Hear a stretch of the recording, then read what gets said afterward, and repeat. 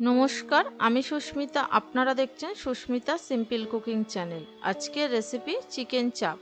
এই চিকেন চাপ আমরা রেস্টুরেন্ট থেকে কিনে খাই, কত সহজে বাড়িতে বানানো যায় সেটাই আজকে আমি আপনাদের শেয়ার করব। তাহলে চলুন রেসিপিটি দেখে নেওয়া যাক। প্রথমে আমি একটা থালার মধ্যে 600 গ্রাম মতন মুরগির মাংস নিয়ে নিয়েছি। মাংসটা পরিষ্কার করে ধুয়ে জল ঝরিয়ে নিয়েছি।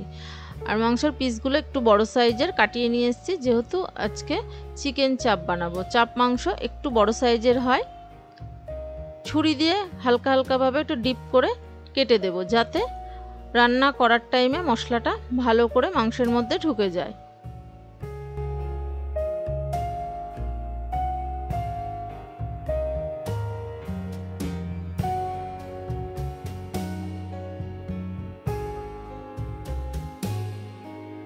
একইভাবে সবগুলো মাংস আমার কাটা হয়ে গেছে।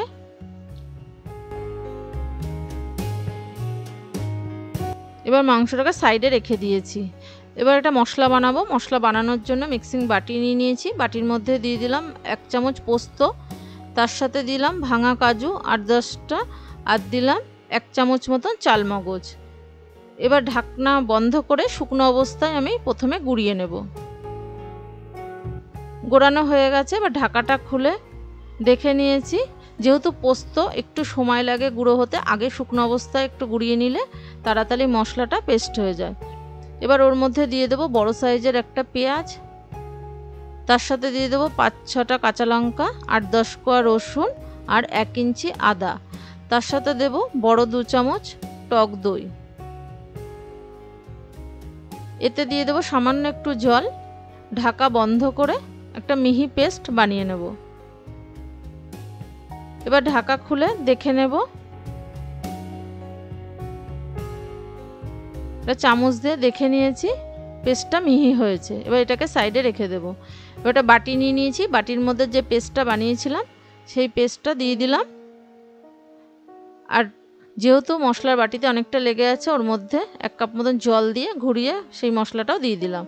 তার সাথে দিয়ে দিলাম 1/2 চামচ গোলমরিচ গুঁড়ো, 1/2 চামচ হলুদ গুঁড়ো, লঙ্কার গুঁড়ো দিয়ে দিলাম 1/2 চামচ। ঝালটা অবশ্যই নিজেদের পছন্দ মতন দিতে হবে। আর দিলাম 1/2 চামচ কাশ্মীরি লঙ্কার গুঁড়ো, স্বাদ মতো নুন দিয়ে দিলাম। আর দেব ছোলার ছাতু। 1 চামচ দিয়ে দিলাম গোলাপ জল, 1 চামচ দিয়ে দিলাম কেওড়ার জল, আর 2 ড্রপ মতন মিঠা আতর দিলাম।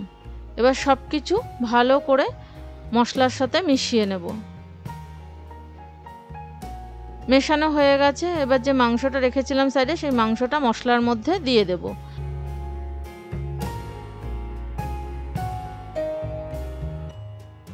মাংস দেওয়া হয়ে গেছে। মশলার সাথে ডলে ডলে ভালো করে মাখিয়ে নেব। ম্যারিনেটটা যত ভালো হবে, বেশিক্ষণ রেখে দিলে ম্যারিনেট অবস্থায় মাংস তত খেতে খুব ভালো হয়। ভালো করে ডলে ডলে মাখানো হয়ে গেছে। এবার ওতে দিয়ে দেব সামান্য একটু ইয়েলো ফুড কালার।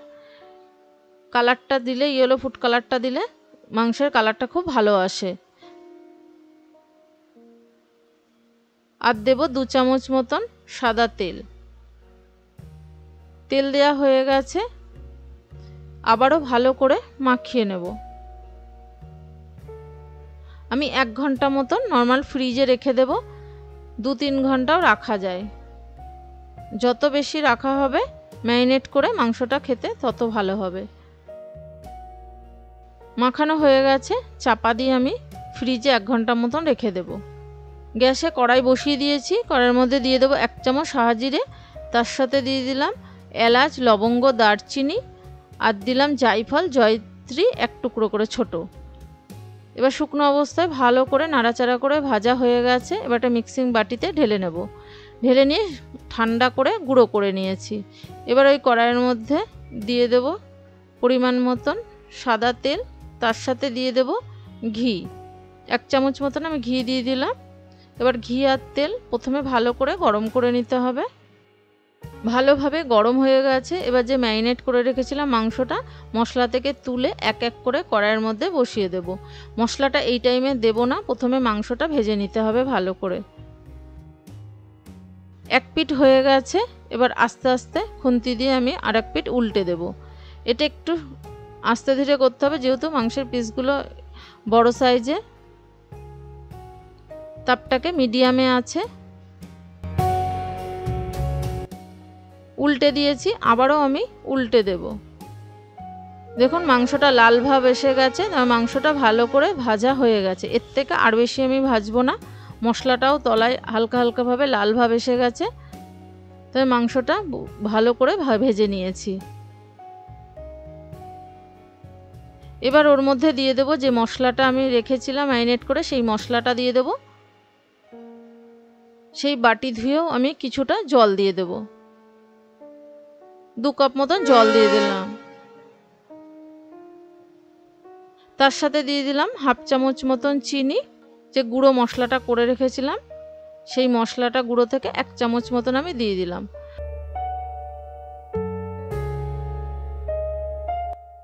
আর চিনি দিয়ে ভালো করে নাড়াচাড়া করে মিশিয়ে নেব। মিশিয়ে নিয়ে ঢাকা দিয়ে তাপটাকে একদম লোতে করে দিয়ে 10 মিনিট মতন হতে দেব।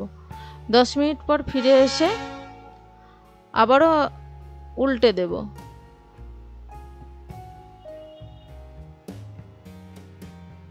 যাতে মাঝখানটা বসে না যায়, মশলাটা ধরে না যায়, আস্তে আস্তে উল্টে দেব। লো ফ্লেমে যেহেতু চাপা দিয়েছিলাম, মাংস থেকে অনেকটা জল বেরিয়ে গেছে, ওই জলেতেই মাংসটা রান্না হয়ে যাবে। ভালো করে মিশিয়ে নিয়ে আবারও চাপা দিয়ে 7-8 মিনিট মতন একদম লো ফ্লেমে হতে দেব।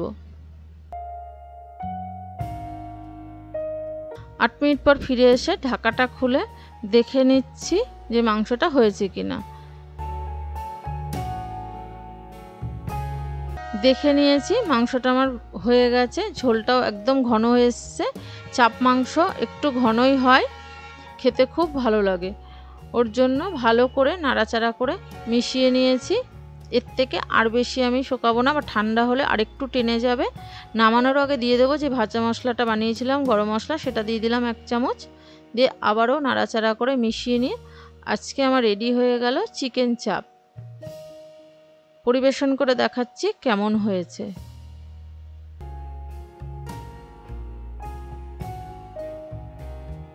এই ছিল আজকের রেসিপি। ভালো লাগলে অবশ্যই সাবস্ক্রাইব করার অনুরোধ রইল। পাশে থাকা বেল নোটিফিকেশানটা অন করে দেবেন।